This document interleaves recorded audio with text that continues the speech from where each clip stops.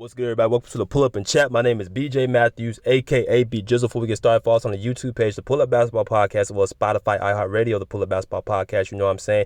Instagram _ the Pull Up _ Twitter, the Pull Up Basketball Podcast, and TikTok. You know what I'm saying? Follow me on my Instagram, B Jizzle, BJIZZLLE. Follow my co-host Rick Masters at RickMasters23. Follow us at _ the Pull Up on Instagram. You know what I'm saying? YouTube, like, share, subscribe all of our YouTube videos. Hit that notification bell. Buy the subscribe, get our updated content. Let's get it popping. Another loss, another disappointment last night for the Purple and Gold City of Angels, the LA Lakers. Lost 109-104 to the Dallas Mavericks last night. They fall to 27-34.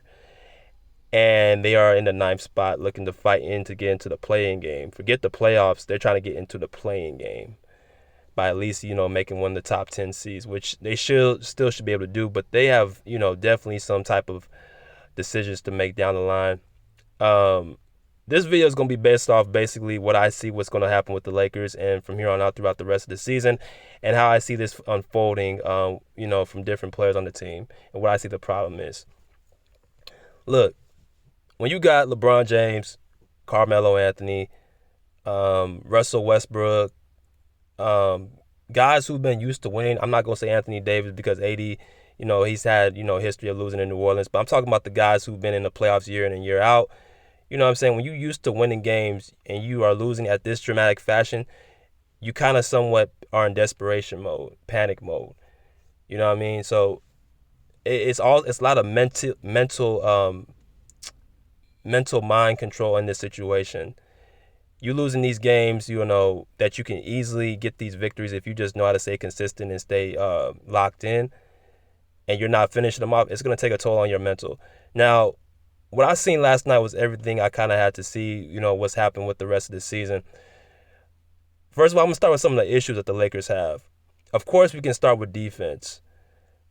Their lack of effort is what got them booed from guy to guy against New Orleans Pelicans on Sunday night.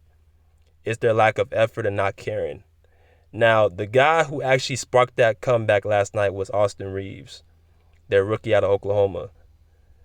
That's who sparked the comeback because before that, they were down 71-56 in the first half. They go into the second half in the third quarter, which they do a lot of times throughout the season. They go in the third quarter after, getting beat by 10 and 15 points in the first half, and they somehow have this spark, especially at home. Austin Reeves is a role player on this team, and he's actually been the one that's kind of been their energy guy, which they kind of need. They need guys who can come in there and try to, make it a little bit interesting and give the crowd something to cheer for. That fed Lebron, Russ, Monk, Kent Bazemore, all the other guys on the team, Melo to kind of, continue to stay consistent. Stanley Johnson as well. Is because of the spark of him. Then you saw that with the transition on defense by him. That's what sparked the rest of the guys to play hard. That's just the number one thing you have to do is be having that effort. That's what the Lakers have been lacking because they've been losing so many games. They've been frustrated with all the people, criticizing them. This was a team supposed to be favored going into this season. So you can imagine the tension in that locker room. So that takes a toll on their mental. And it's easy to blame fingers on whose fault it is. But let me go into basically, what I see from different guy to guy. Russell Westbrook, to me, it was reported this morning that he's looking for a way out. I believe he will be out by the end of this season. But I don't feel like it's necessary to continue to say it's Russ's fault. This team is just not well put together. Russell Westbrook came into a situation where he's playing beside somebody who's exactly like him, but it's a better version of LeBron James. When it comes to basketball, it's more than just putting in the best players together and just being able to make it work. You have to find guys that fit your system. Russell Westbrook and LeBron James play the exact same way.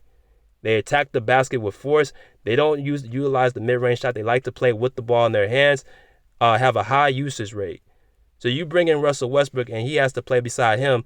It's almost you're trying to turn him into a jump shooter. You're not trying to turn him into the best version of himself because he has somebody beside him who needs the ball as well in LeBron James. So, you see him clanking shots in from the three-point line and, making mistakes. It's easy because he doesn't know how to, play with, LeBron James on the court with him. Now, when he plays his best to me is when LeBron James is not there. Because he needs somebody that's going to be able to fit with his system. He has to have the ball in his hands. So that's what's going on with Russ. I feel like another player that they need to be looking at, Melo, he coming off that hamstring injury. He needs to get more shots. What I saw last night a lot of times was Melo, he was showing some glimpses of he's still a top 10 scorer in NBA history. You have to utilize him, which is to score the ball. Take shots, get him going early. That's what you got to do.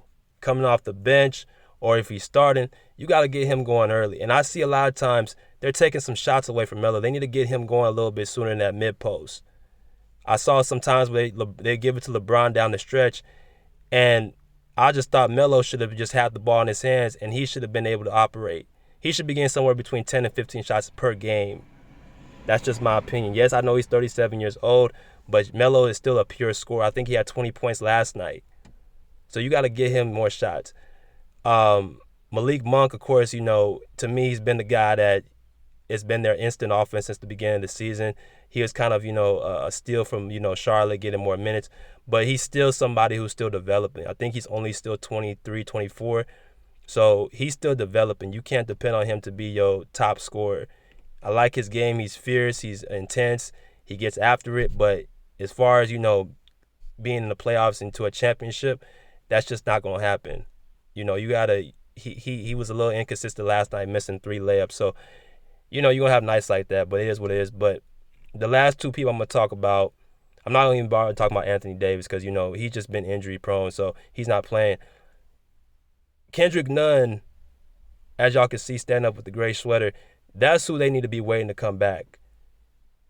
We've seen AD come back with this team, and they still been able to struggle. Anthony Davis is who he is.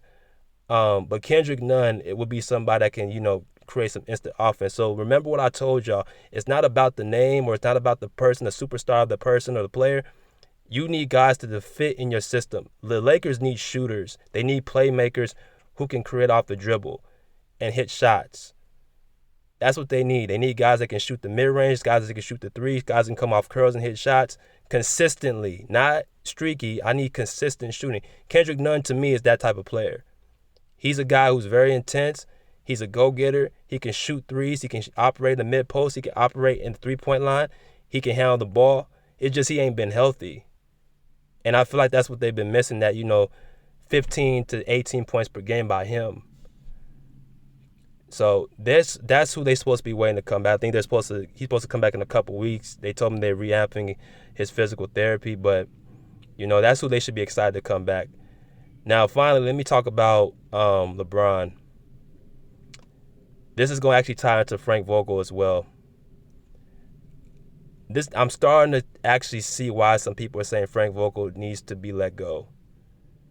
Because, not saying Frank Vogel is a bad coach, he's just not the right coach for this team. Watching last night, the Lakers clearly don't have any type of offensive playbook. A lot of dribble drive, Princeton offense, you catch the ball, THT catches the ball, drives. Russell Westbrook catches the ball, drives. Malik Monk catches the ball, drives. Whoever it is. Now, there's nothing wrong with that, but there's no type of ball movement. There's no type of screen action. There's no type of, flare action. There's no type of anything that's getting this offense moving and going. It's just a lot of static passing the ball and not really moving. There's no ball flow. So that actually puts people easier for you guys to be guarded. And Frank Vogel is not an offensive coach. You can tell he's a defensive coach. So the problem is that when you don't have any offense going, that takes a lot of, out of your defense because you're not making shots. You get frustrated, you get down, your head gets down, your motivation goes down. It's only when you start having some type of movement, everybody touches the ball, and people are hitting shots is when you're going to start having some type of success. But the Lakers just don't have that. Now this brings me to LeBron.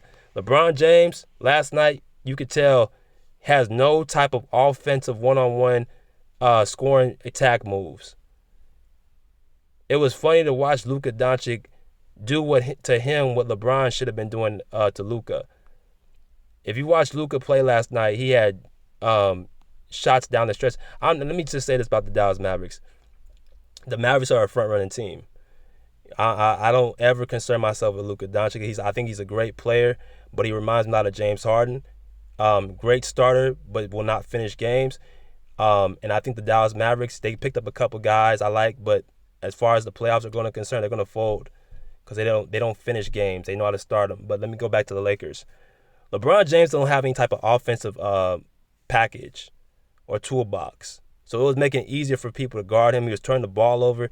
He was making bad passes. He was, he seemed like he was stiff. He didn't have anything to go against Luka or whoever was guarding him to score his buckets.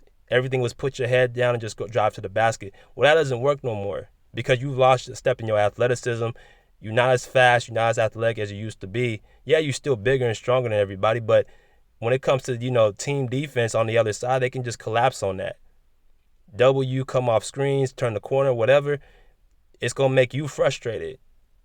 So with all that being said, as far as the Lakers and continuation, I don't see them making the playoffs. I don't see it. Now, they can make the play-in, but who are they going to have to go up against? They're going to have to go against the Clippers, the Timberwolves, or the Pelicans. And they're going to have to beat two of those three teams. They're going to have to win 2 games, the position they're in now. I don't think they can beat the Clippers. If Kawhi and Paul George come back, they're not beating that team. Now, Minnesota, there's a chance because of the experience, but I just think even Minnesota, they're so locked in right now that I don't see the Minnesota Timberwolves losing a game on their home court to the Lakers.